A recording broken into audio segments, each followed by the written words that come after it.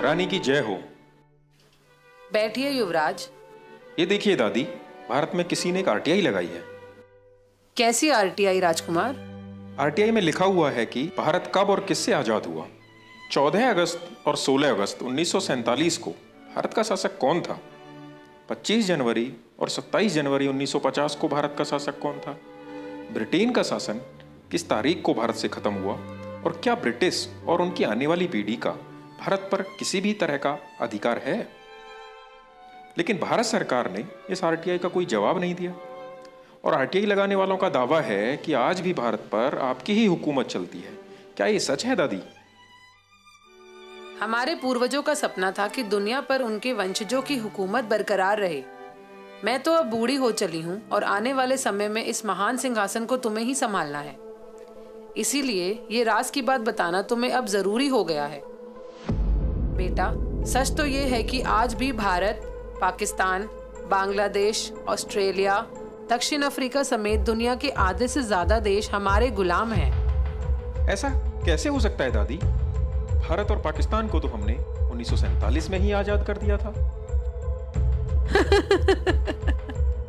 बेटा, इसी भ्रम में रखकर ही हमने भारत के लोगों को आज तक गुलाम बना रखा है। उनको ये आजादी देने का नाटक करना उस समय हमारी मजबूरी बन गई थी, जब सुभाष चंद्र बोस ने आजाद हिंद सरकार बना ली थी। इसी कारण से 1946 में भारत में हमारी रॉयल नेवी में भी विद्रोह हो गया था और जनता में 1857 की तरह विद्रोह होने वाला था। तब हमने गुप्त रूप से शासन करना ही ठीक समझा। गुप्त रूप से शासन का मतलब? भारत को हमने 99 साल की लीज पर वहां के अपने ही चमचों को सत्ता संभालने के लिए दिया था, ताकि भारत के लोगों को लगे कि देश आजाद हो गया। लेकिन सही मायने में आधिकारिक रूप से आज भी भारत पर हमारा ही कब्जा है और हमारे ही बनाए हुए कानून चल रहे हैं, जिससे आज भी हम भारत को खुलेआम लूटकर गरीब और लाचार बना रहे हैं। दादी, ये सुनकर खुशी तो बहुत हो रही है, पर यकीन नहीं हो पा रहा। ठीक है, ये बताओ कि क्या मुझे कभी भारत जाने के लिए वीजा की जरूरत पड़ी, जबकि वहाँ के प्रधानमंत्री या राष्ट्रपति को इंग्लैंड में आने के लिए वीजा लेना पड़ता है? क्या तुम्हें पता है, जब मैं 1952 में रानी बनी तो ब्रिटेन के साथ साथ भारत और पाकिस्तान की भी रानी घोषित हुई थी। क्या तुमने नेहरू और सी राजगोपालाचारी के द्वारा ली गई शपथ पढ़ी होती तो यकीन आ ही जाता। कौन सी शपथ?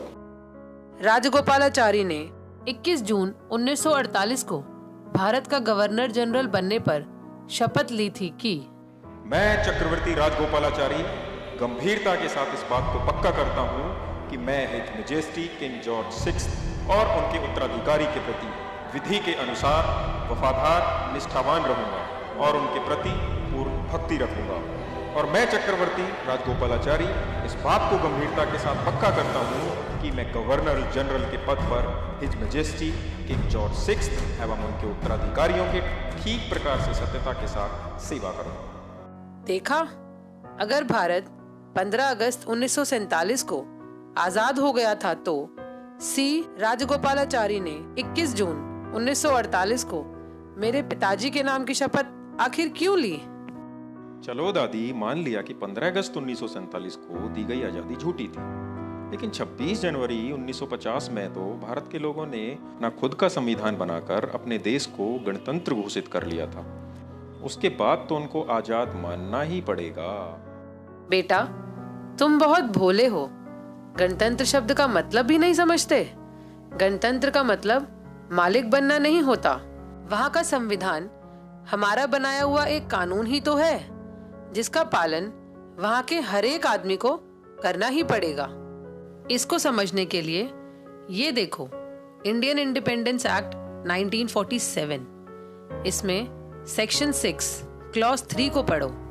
इसमें साफ साफ लिखा है कि भारत में कोई भी कानून बनाने का, रोकने का और हटाने का अंतिम निर्णय वहाँ का गवर्नर जनरल ब्रिटेन के राजा की अनुमति से ही कर सकता है।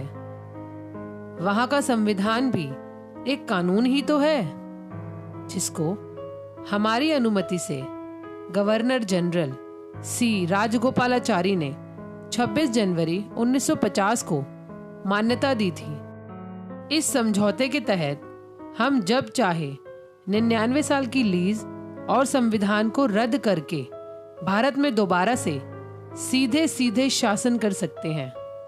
इसी बात को भारत सरकार ने भी एक सरकारी दस्तावेज में स्वीकार किया है। कौन सा दस्तावेज? 1953 में रामनारायण द्वारा पूछे गए एक सवाल के जवाब में भारत सरकार ने आधिकारिक रूप से लिखकर भेजा कि ब्रिटिश नेशनैलिटी एक्ट के अंतर्गत भारत का हर व्यक्ति ब्रिटिश कानूनों के अधीन है और यह स्थिति भारत के गणतंत्र होने के बाद भी नहीं बदली है। यानी भारत के लोगों को हम आज भी अपने कानूनों के तहत सजा सुना सकते हैं, चाहे वे भारत का प्रधानमंत्री ही क्यों ना हो। तो क्या दादी, वहां का प्रधानमंत्री लोगों का नहीं बल्कि आपका सेवक है? क्यों तुम्हें नहीं लगता? दिल्ली के बुराड़ी इलाके में जिस जगह मेरे दादा जॉर्ज पंचम का राज तिलक हुआ था, उसी जगह मेरे कहने पर मनमोहन सिंह की सरकार ने कोरोनेशन पार्क बनवाना शुरू किया, जिसमें हमारे दादा परदादा की मूर्तियां और हमारा एक विजय स्तंभ लगा है। और अब मोदी सरकार ने उससे भी ज्यादा हजारों करोड़ों रुपया खर्च कर उस पार्क का निर्माण जल्द से जल्द पूरा करवा दिया। इस तरह भारत के राष्ट्रपति भवन के सामने लगे खंबे पर मेरे सितारे का निशान देख सकते हो, जो कि मेरे मुकुट और छड़ी पर भी है, जिसे मेरी इजाजत बिना भारत में कोई भी हटा नहीं सकता। और अगर भारत के किसी प्रधानमंत्री या राष्ट्रपति ने अपनी माँ का दूध पिया हो तो मेरे उस सितारे के निशान और कोरोनेशन पार्क को हटा कर दिखाए। और आरटीआई के जवाब में अगर भारत के राजपत्र पर यह लिख कर दे दे कि भारत के लोग वहाँ के सर्वोच्च शासक हैं और ब्रिटेन की रानी का भारत पर कोई अधिकार नहीं, तो मैं अपना सिंहासन उस आदमी के लिए खाली कर दूंगी। दादी, वहाँ के लोग इस पार्क और इस नकली आजादी का कोई विरोध नहीं करते? विरोध तो दूर की बात, भारत के गुलाम लोग तो रोजाना जनगण मन गाकर हमारा ही गुणगान करते हैं। दादी, बाकी तो समझ गया, पर उनका राष्ट्रगान हमारा गुणगान कैसे? बताओ ना दादी। जनगण मन के बारे में मैं तुम्हें बाद में बताऊंगी। जी दादी, long live British, long live queen. नमस्कार साथियों, मेरा नाम अंकित है और मैं मुरादाबाद के एक छोटे से गांव से हूं। मैं एक साधारण किसान परिवार से हूं। ये वीडियो अभी आप लोगों ने देखा, हो सकता है कि इस वीडियो की सारी बातें आप लोगों को सच ना लगें, लेकिन साथियों वास्तविकता यही है कि इस वीडियो की एक एक बात सच है। और जिन लाखों लोगों ने इस देश को आज़ाद कराने के लिए अपनी कुर्बानियां दी, उनका सपना आज भी अधूरा का अधूरा है। आज भी ब्रिटेन की रानी का शासन भारत पर होना उन सारे शहीदों का अपमान है। मैं नहीं जानता कि इस देश से ब्रिटेन के शासन का अंत कैसे होगा, लेकिन इसके लिए मैं हर संभव योगदान करने के लिए तैयार हूँ। और मुझे लगता है कि शायद इसी को देशभक्ति कहते हैं। सिर्फ भारत माता की जय बोलने से कोई देशभक्त नहीं हो जाता। जो देश के सम्मान के लिए थोड़ा सा भी योगदान ना कर पाए, वो देशभक्त कहलाने के लायक नहीं होता। साथियों, ये वीडियो तो मात्र एक शुरुआत है। आने वाले वीडियो में हम इससे भी गहरे राजों से पर्दा उठाएंगे। मैं ये जानता हूँ कि देश का मीडिया इन चीजों को आप लोगों तक नहीं पहुंचाएगा, इसलिए केवल अब देश प्रेमियों से ही उम्मीद बची है। अगर आप भी देशभक्त हैं तो नीचे दिए गए नंबर पे एक मिस्ड कॉल दें, जिससे आने वाले समय की वीडियो की जानकारी हम आपको पहुंचा सकें, जिससे ज्यादा लोगों तक ये सच पहुंच सके। मुझे विश्वास है कि जिस दिन भारत के सारे देशभक्त लोग इकट्ठा हो जाएंगे, उस दिन ना सिर्फ भारत से ब्रिटिश शासन का अंत होगा, बल्कि इंग्लैंड की रानी भारत के लोगों के पैरों में गिरकर उनसे माफी मांगेगी। साथियों, जिस दिन भारत आजाद हो जाएगा, उस दिन भारत से गरीबी, बेरोजगारी, भूखमरी, आतंकवाद जैसी समस्याएं खत्म हो जाएंगी और भारत एक बार फिर से विश्व गुरु और समृद्ध भारत बन के खड़ा होगा। इसलिए आपसे उम्मीद है कि आप हमारा सहयोग करेंगे। भारत माता की जय, इंकलाब जिंदाबाद।